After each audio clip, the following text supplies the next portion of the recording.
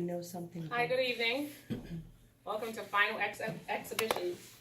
My name is Cheryl Isom-Wade, and I'm going to be presenting Double. My journey is going to be intertwined into my journey to my degree. My project for this term is the creation of STEM. The evolution of STEM, this project was created here at College Unbound.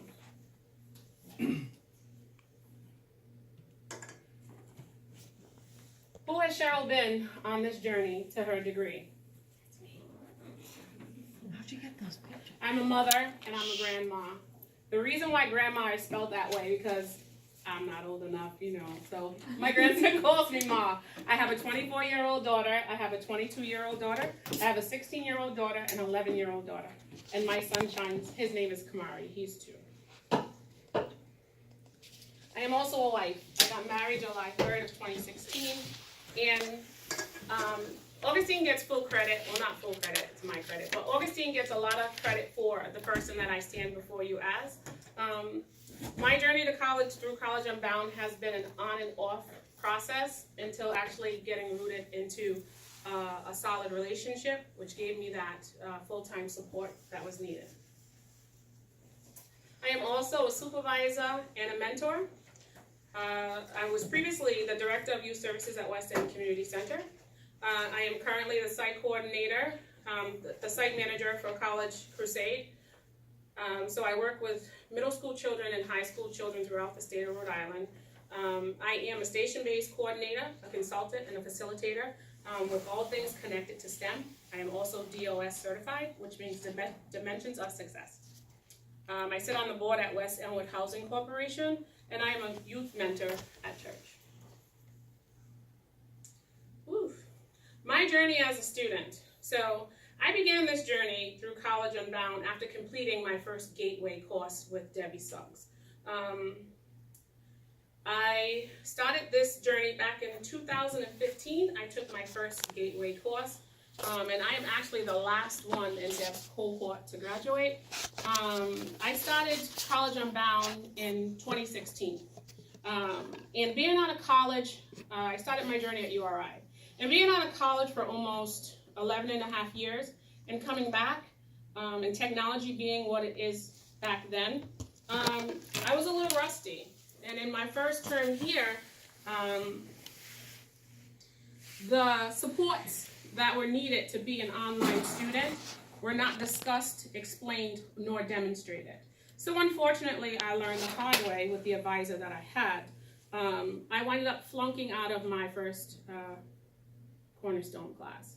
So because I flunked out of my first Cornerstone class and had to take it again the very next semester, unfortunately that semester I had gotten into a car accident. And due to me getting into a car accident and sending off the doctor's notes and all that other stuff, Charter Oak wasn't willing to let me get an I and then make up the work. So unfortunately I was penalized and I had to take a step back for a year. So I couldn't take online courses with Charter Oak for a year. And within that year, depression set in, and all those things that I was once told began to resurface. And if it wasn't for, honestly, having met Debbie Suggs, I probably wouldn't have returned back to college. So I stand before you today. I re-entered again the second term of 2017. And I think it's one of the best decisions that I've made thus far. My current coursework. So I am currently in Sustainable Impact and Capstone 2. I wish I would have taken Sustainable Impact a few terms ago. And I say that because, like I said to you a few minutes ago, my project was born here at College Unbound. And Sustainable Impact should be one of the first classes that you take upon entering this program because it gives you the basis and the foundation and it connects you to outside entities that can grow your project in ways that you'll feel better about yourself as you progress into school.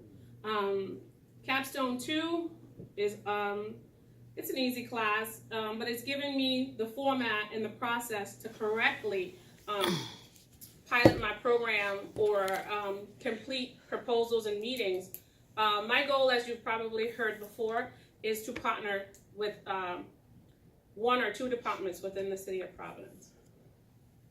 So this was one of my greatest achievements with correlation to Capstone 2 and Sustainable Impact.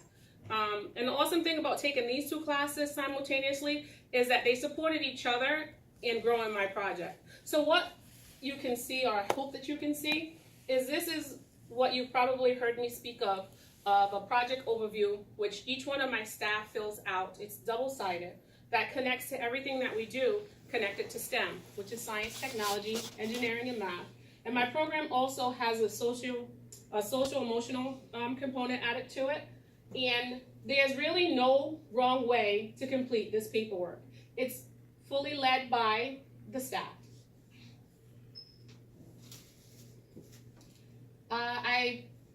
I'm showing you a sample of growing together and learning together. This was a 9-week plan for summertime with Design It, which is my engineering curriculum, but also it had themes that the children had pre-chose. So as I said, there's nothing that happens within my program that the children don't have a say in. So this is the final product that took about 2 months of editing down to their favorite 9 topics for them to learn about over the summer. And everything that I do connected to STEM that has that piece of asking, getting the children to imagine, getting the children to plan, getting them to create, getting them to improve, which is their edit, and getting them to communicate, which is their reflection. So everything that they do has those 6 components added to it.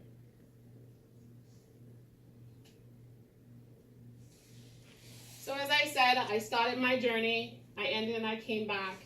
These were my previous courses. The little asterisk marks are identification to some of the classes that helped me better root myself into my project. Ethics and international relationships, that was an eye-opener for me. Being born in America and just learning about other cultures and other countries via the television or internet, but then to learn about it in a whole different light within this class, it was eye-opening, some of the things that we had learned about, but it also made me rethink a lot of the things or topics that I was teaching to better ingrain the children so that who they were reflected in the work that they continue to do. Funny how things work. Doors open, doors close, people come, people go.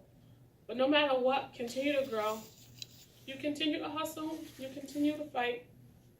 You never second guess your worth. You always stay humble to who you are.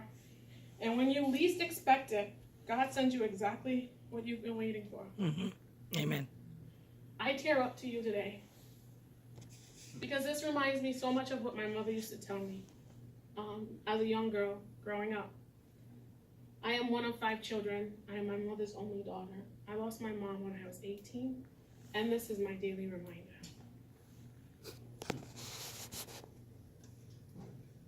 STEM, science, technology, engineering, and math. My project is to create station-based, academically enriched programming throughout the city of Providence. I'm hoping to, with my town hall meeting, meet with the mayor, which would also,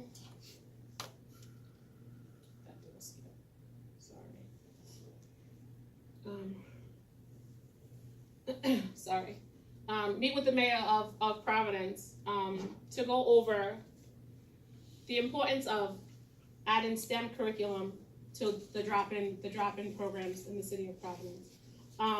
What I believe and why. Hands-on training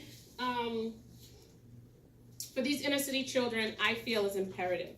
The children that I service are ages 5 to 13. They're in grades kindergarten up until 7th or 8th grade, depending on their age group. Because of the program that I did run, it was approved and licensed through the Department of Children, Youth, and Services, so they had a cutoff rate. So my goal with my project is to expand into an open door program such as the rec. The children sit for about 70 to 80% of their day, and they're taught either from a book or ditto-based. And what I learned from my experience as being the director of West End Community Center over the last 8 years, that a child needs to get up and move around, explore, blow up, make a mess. Those are some of my favorite things. But to do it in a fun and enlightening way, that is my goal. My tagline or my hashtag, I'm sure you've heard plenty of times, it's to play with a purpose. I can teach a child multiplication. I can teach a child the adult words. There are 270 words that a child needs to know by the completion of the 2nd grade. And in my program, we hit those different targets, whether it be math, whether it be literacy, in a playful atmosphere.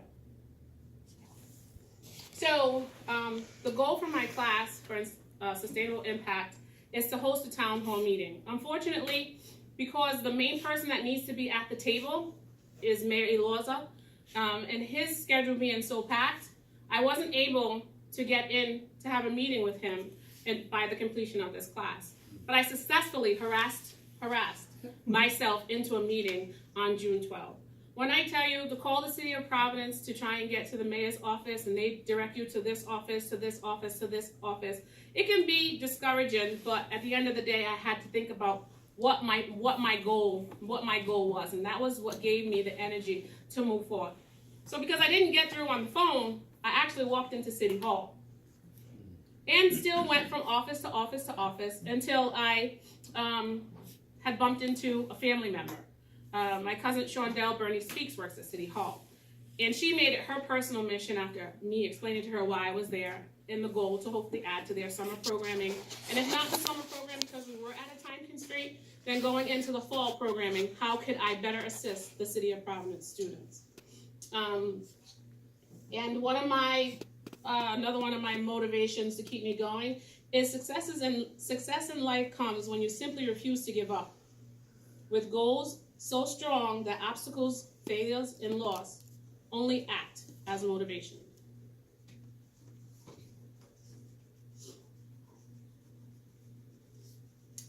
So with the STEM station-based education, everything done in school sends out a message. What I'm trying to teach the children, whether they're 5 or 13, is to have a stronger foundation. Teach them in ways that they can advocate for themselves and use their voice for the things that they feel are wrong or unjust. So that's also intertwined into that 2-page program overview that you saw earlier. I find that children are overlooked because of what their age is. But the children today are smarter than we were at their age back then. So a huge part of my STEM curriculum has a social emotional component to it. When you have children acting out because of the length of time that they're sitting, or they're misunderstood because they don't have the right words to communicate, sometimes as educators we forget about the individual and we're always at the task. So hopefully what my program will do, it will build up those voices for those children as well as strengthen their academics.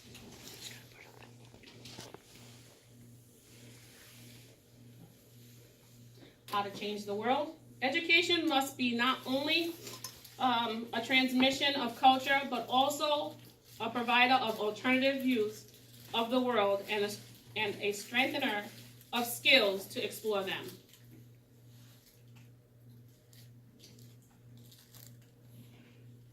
Unlock big secrets. So the thing that I struggle with here was supports. Once I felt that I could open up and someone wasn't, or my peers weren't judging me, and I could trust that what I was going through were similar to the things that they were going through. So to embrace the journey as it may come, once I was able to change or reframe that thought, school became easier, coursework became easier,